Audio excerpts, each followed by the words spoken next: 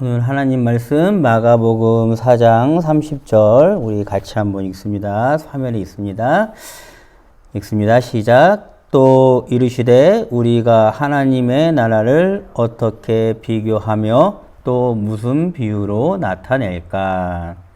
오늘 말씀은 비유로 선포된 하나님 나라에 대해서 같이 말씀을 나눠봤으면 좋겠습니다.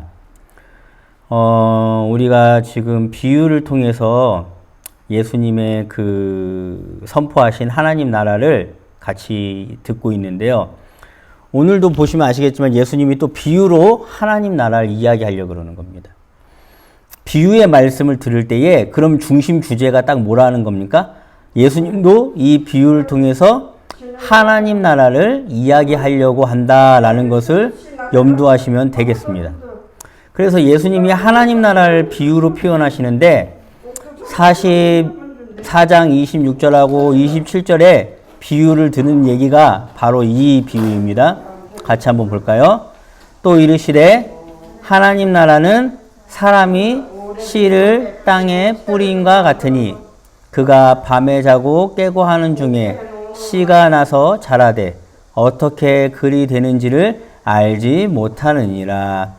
이 비유에서는 하나님이 강조하는 게 딱 무엇일까요? 사람이 아무것도 관여하지 못한다라는 것을 강조하는 거죠. 그런데 사실 농사를 지어보시면 알겠지만 사람 손이 이것저것 많이 타는데 비유라는 거는 그런 거 생각하고 이런 일도 있고 저런 일도 있는데 라고 생각하면은 그 비유의 강조점을 놓치게 됩니다. 그러니까 여기에서 강조하는 거는 인간의 어떤 노력이 아니라 그 씨가 땅에 들어갔을 때의 그 생명의 신비. 그러니까 인간이 관여할 수 없는 부분이잖아요. 거기에서 어떻게 싹을 틔우고 그 영양분을 빨아먹고 그 생명이 싹을 틔워서 올라오고 열매를 맺는 그 모든 과정은 사실 인간이 어떻게 할 수 있는, 관여할 수 있는 부분이 아니라는 거고 그거를 통해서 지금 하나님 나라를 예수님이 강조하는 겁니다. 즉 인간이 개입할 여지가 있다 없다? 없다라는 겁니다. 그래서 이 부분은 고린도전서에 보면은 좀 더 일맥상통하는 부분이 있는 것 같습니다. 고린도전서에서도 바울이 이렇게 얘기하죠.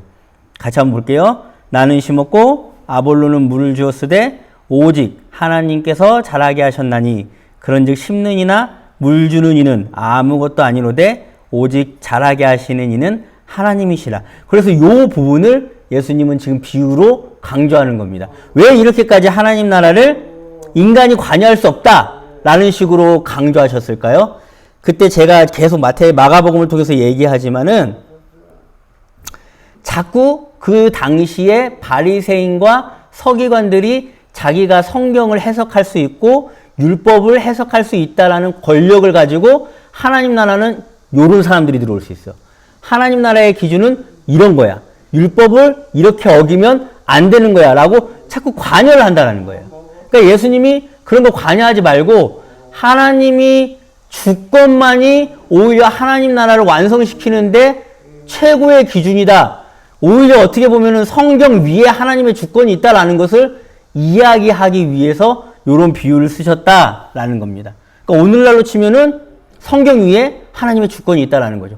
물론 제가 이렇게 말씀드린다고 해서 뭐 성경이 중요하지 않다 이런 게 아닙니다. 성경은 중요하죠. 말씀을 통해서 우리가 하나님을 들을 수 있고 하나님이 예수를 보내셔서 예수 그리스도가 어떤 행동을 하셨는지를 읽을 수 있으니까 중요한데, 그런데 다만 인간이 그 성경의 많은 구절 중에 몇 개만 쏙쏙 빼와가지고 뭐 신명기나 레위기나 고린도의 어떤 바울 서신 같은 거를 그 상황과 맥락을 무시한 채 그 말씀들 자기가 필요한 것만 쏙 빼와가지고 뭐라 그래요? 야 봐라, 이런 부정한 사람들, 거짓말하는 사람들, 음란한 사람들, 이렇게 천국에 들어가지 못할 조건들이 있다라고 하면서, 물론 그 맥락에서 어떤 잘 못하고 잘 자기 관리 안 되는 사람들을 교훈하기 위해서 쓸 수는 있겠지만은 그걸 하나의 자기의 권력, 그걸 하나의 자기의 기준으로 만들어서 어떻게 한다는 거예요? 하나님 나라를 아예 갖다 뭉개버리는 사람들이 있다라는 거예요. 오늘날에도. 그래서 그런 의미에서 예수님은 비유를 통해서 강력하게 말하는 거죠. 그 위에 무엇이 있다? 너희들이 관여할 수 없는 하나님의 주권이 있다. 그런 것들을 이 비유로 얘기하시는 겁니다. 제가 저번 주에도 얘기했지만은 베드로 이야기하면서 어떻게 얘기했습니까? 베드로도 그 율법 때문에 자기가 더럽다라고 믿은 그 짐승, 음식 이런 거 못 먹었잖아요. 이방인들에 대해서는 더욱더 꺼려 했었고 그때 하나님이 환상을 보여주면서 몇 번이나 뭐라 그럽니까? 이것들을 먹어라. 왜? 내가 깨끗하게 한 거는 성경을 뛰어넘어서 깨끗한 거다. 라는 하나님의 주권을 계속 얘기하고 그래서야 베드로도 겨우 순종했다라는 얘기를 얘기하면서 이 비유도 마찬가지입니다. 예수님이 지금 하나님의 나라가 일어나고 나타나는데 너희들이 관여할 수 있다 없다? 그 신비는 없다라는 겁니다. 오직 누구의 주권? 하나님의 주권이라는 겁니다. 그래서 그 다음 구절을 보면 더욱더 확실하게 나타나는 게 이런 겁니다. 이 하나님의 나라의 비유를 보면서 땅이 스스로 열매를 맺되 처음에는 싹이요, 다음에는 이삭이요, 다음에는 이삭의 충실한 곡식. 이런 과정들이 다 누구의 주권? 하나님만 할 수 있는 하나님의 주권이고 그리고 29절에 뭐라 그래요? 열매가 익으면 곧 낫을 대나니 이는 추수의 때가 이르렀기 때문이다. 갑자기 왜 이런 낫을 된다는 얘기를 할까요?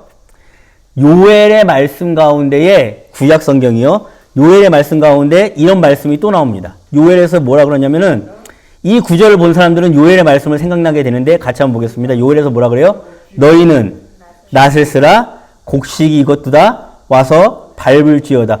왜 이걸 쓰냐면은 요엘에서는 이 하나님의 심판을 임할 때 그 추수의 때에 낫을 쓰게 되어 있습니다.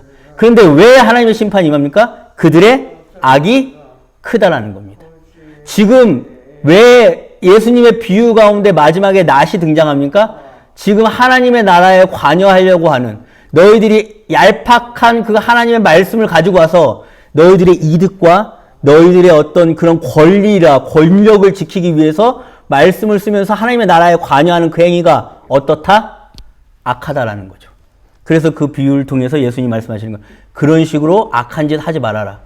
하나님의 나라는 누구의 것이다? 하나님의 것이고 가장 하나님이 원하시는 방식대로 이루어질 건데 그 이루어지는 방식이 무엇입니까? 하나님의 주권. 우리는 하나님의 주권을 잘 들었습니다.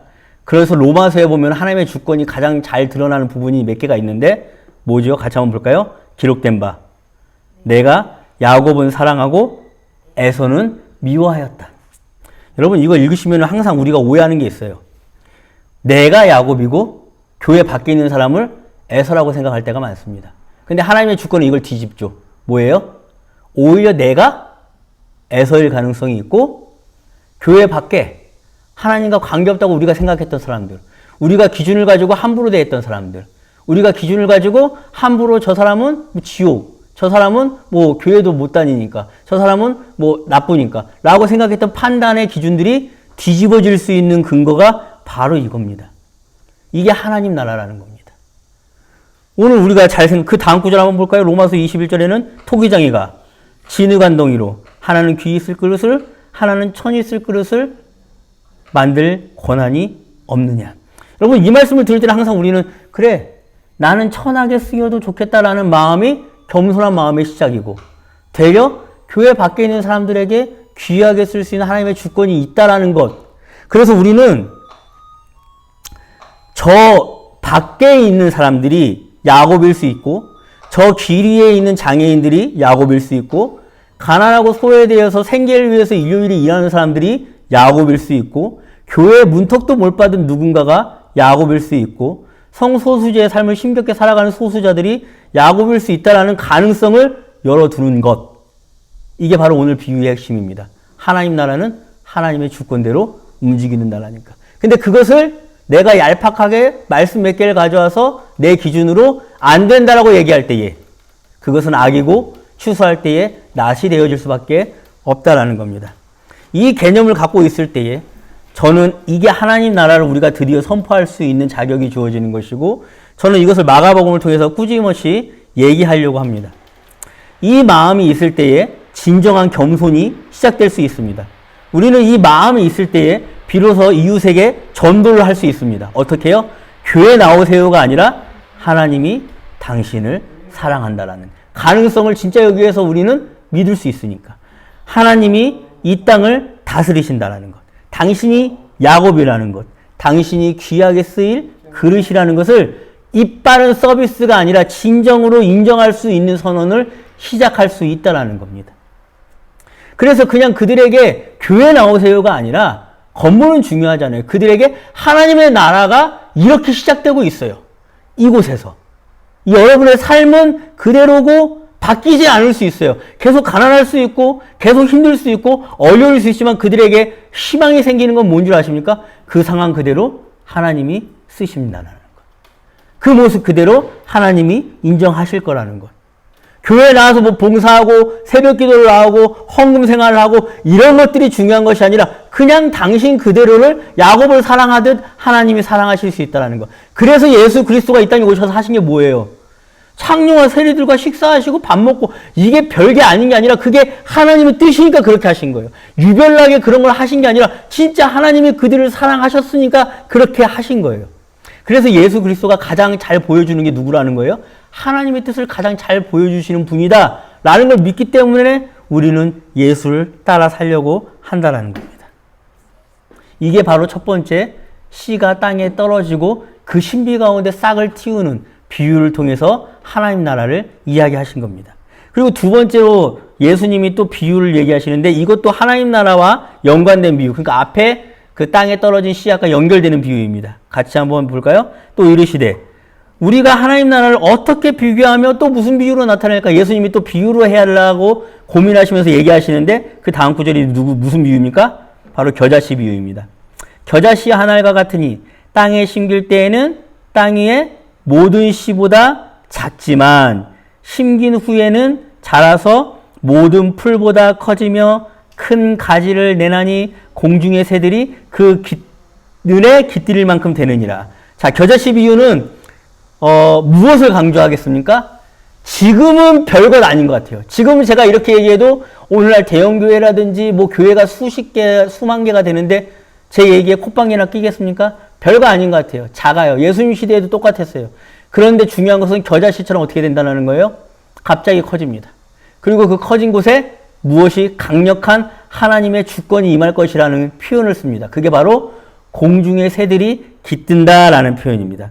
이 공중의 새가 깃든다라는 표현은 구약 성경에 종종 쓰입니다. 많이 쓰이고 이 쓰이는 표현들이 에스겔에도 나오고 다니엘서에도 나오는데 오늘은 다니엘서를 통해서 이 공중의 새가 깃든다는 표현을 어떻게 표현하고 있는지 같이 한번 나눠보려고 합니다. 다니엘서 같이 한번 볼까요? 느부갓네살 왕이 꿈을 꿨는데 다니엘이 그 꿈을 해석해주는 장면입니다. 그 잎사귀는 아름답고 그 열매는 많아서 만민이 먹을 것이 될 만하고 들짐승은 아래에 살며 공중에 나는 새가 어떻게 합니까? 그 가지에 깃들었나이다. 그러면서 뭐라 그래요? 왕이여 이 나무는 곧 왕이라. 왕이 자라서 견고하여지고 창대하사 하늘에 닿으며 권세는 어떻게 됩니까? 땅 끝까지 미친다라고 표현할 정도로 공중의 새가 깃든다라는 것은 권세가 땅과 하늘에 가득 찬 상황을 표현하고 있다는 겁니다. 즉 예수님이 지금 하나님 나라를 겨자씨로 표현하면서 그 겨자씨가 자라서 무엇이 깃든다고요? 공중의 새들이 깃든다라는 거예요. 그러니까 하나님의 나라가 이 땅에 임하면은 그 권세가 이 땅과 하늘에 가득 찰 건데 그 이유가 있습니다. 다니엘서에 계속 이어져서 나오는 말씀인데 그 이유가 뭘까요? 이거 같이 한번 보겠습니다. 시작. 그런즉 내가 아뢰는 것을 받으시고 공의를 행함으로 죄를 사하고 가난한 자를 긍휼히 여김으로 죄악을 사하소서. 그러면 왕의 평안함이 창구하리이다 하니라. 자 보세요. 왜 하나님이 왕에게 권세를 주셨냐? 권세를 주신 이유가 막 함부로 권세를 사용하고 돈을 함부로 써도 되고 내 마음대로 막 이렇게 통제하고 다른 사람을 억압하고 이렇게 하라는 권세가 아니라 하나님 나라에서의 권세를 주는 이유는 무엇입니까? 정의를 행하고 공의를 행하고 가난한 자를 죄사하고 그러니까 약자들을 돌아보기 위한 권세를 주신다는 겁니다. 즉 겨자씨가 창대해서 공중의 새가 깃들어서 하나님 나라가 통치가 이루어질 때에 그 하나님 나라의 목적은 무엇이라는 겁니까? 가난한 자들이, 소외된 자들이, 아픈 자들이 공의와 정의를 제대로 보장받지 못하고 법에 의해서 오히려 억눌리는 자들이 제대로 대접받을 수 있게 하는 권세가 필요하기 때문에 하나님 나라가 필요하다라는 겁니다. 오늘 우리는 구원을 받는다라는 것을 너무 이기적으로 생각할 때가 많습니다. 나 혼자 교회 잘 나가서 구원받아서 이 땅에서 내가 못한 거, 가난하고 배고픈 거를 좀 뭔가 거기에 가면은, 그러니까 나쁘지는 않지만 약간 이기적인 마음이 들어있죠. 좀 잘 먹고 잘 살았으면 좋겠다. 거기서는 좀 편했으면 좋겠다. 거기서는 좀 내가 좀 숨 좀 돌렸으면 좋겠다. 지금이 너무 힘드니까 그런 마음 먹을 수 있어요, 인간은. 근데 기본적으로 그런 구원이라는, 하나님을 믿는 우리들에게 그런 구원이라는 개념 자체가 약간 밑바닥에 깔려있는 동기부여가 무엇입니까? 이기적인 마음인 거죠. 그러니까 만약에 그런 동기부여 자체가 약간의 이기심이 깔려있는 사람들이 조금씩 모이면 또 천국이라고 해봤자 어떻게 되겠습니까? 또다시 이기적인 나라가 만들어질 수밖에 없겠죠. 그런데 기본적으로 이 권세를, 하나님의 나라를 이해하는 사람들은 어떻게 이해하는 거예요? 하나님의 나라가 이 땅 가운데 권세를 잡고 이루어져야 하는 이유는 뭐야? 그래도 나보다 더 힘든 사람들, 나보다 더 소외된 사람들. 그러니까 그것을 우리가 막 바꾼다 이런 개념이 아니라 그 마음 자체가 이미 하나님 나라의 시작이라는 겁니다. 그런 개념 자체가 이미 하나님을 이해하는 출발이라는 겁니다. 그래서 비유로 얘기하시는 거예요. 이 겨자씨가 지금은 매우 왜소해 보이고 지금은 말도 안 되는 것 같아 보이지만은 어느 날 공중의 새가 깃들일 만큼 하나님의 강력한 통치와 권세가 이루어질 거야. 근데 그 목적이 뭐야? 이 땅에 소외되고 아프고 공의와 정의가 이루어지지 않은 곳에 하나님의 권세가 작동해야 하니까.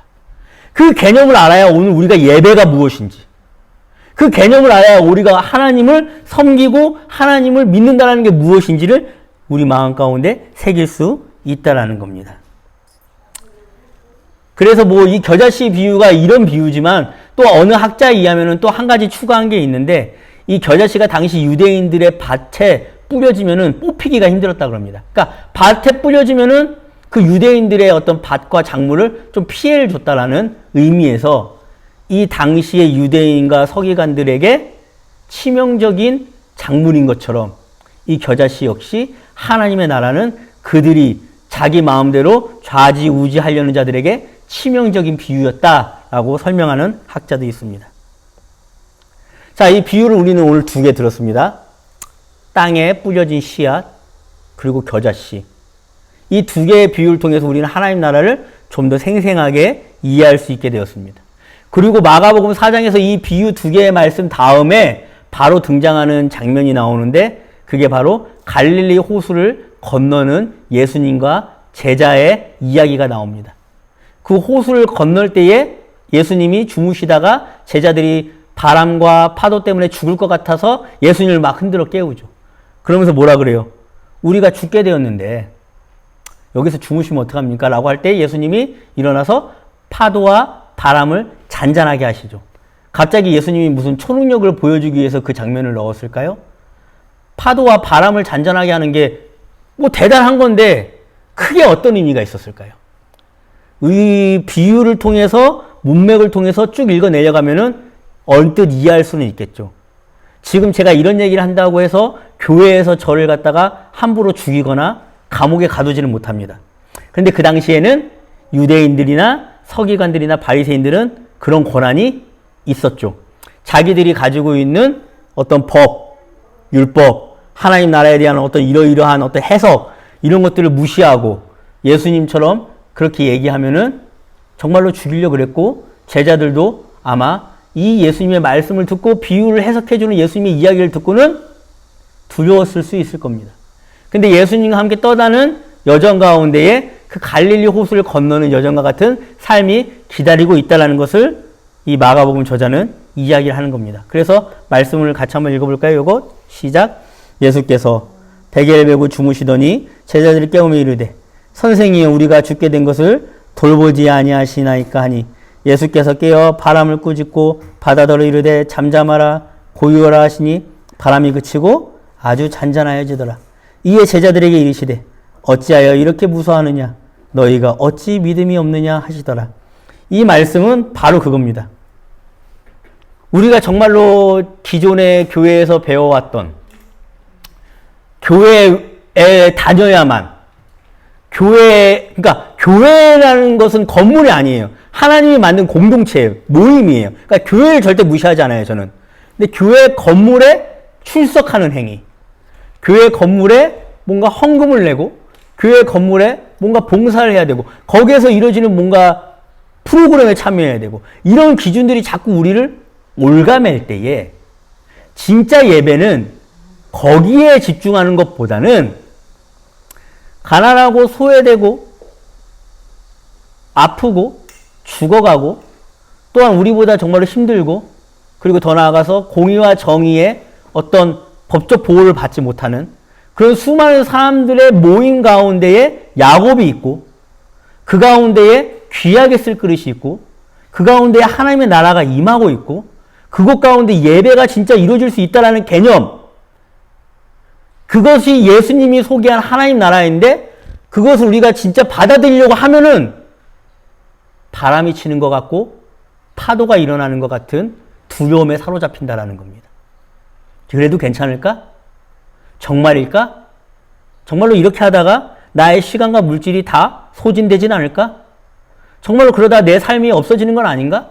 내 삶이 나만을 위해서 살아야 되는 건 줄 알았는데 그동안에 어떤 우리가 배웠던 공부라든지 이 땅의 사회 시스템이라든지 구조라든지 그런데 그런 것들이 무너져도 정말로 우리가 삶을 이어나갈 수 있을까? 라는 것들이 갈팡질팡할 때 우리는 어떻게 합니까? 예수를 깨울 수밖에 없는 겁니다.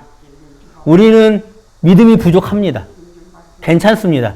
그런데 오늘 예수님은 어떻게 하십니까? 깨울 때 일어나시고 꾸짖기는 하지만은 우리들의 바람과 파도를 잔잔케 해주신다라는 겁니다.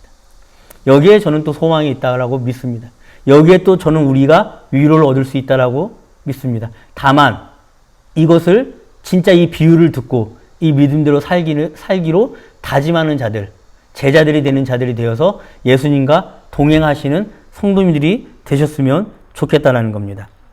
그 삶 가운데에 우리가 단번에 뭐 확실하게 어떻게 나아갈 수는 없지만은 이 비유의 말씀들이 우리들에게 점점 뿌리를 내려서 씨앗이 되어서 정말 우리들이 하나님께 더욱더 가까이 가게 해줬으면 좋겠고 그 가는 과정 가운데 예수님과 동행하시면서 그 예수님에게 도움을 요청하시면서 점점 하나님의 임재를 경험하고 하나님의 나라를 뚜렷이 볼 수 있는 눈과 귀가 열리는 우리 성도님들이 되시기를 간절히 기도합니다. 아멘. 우리 같이 한번 기도하겠습니다.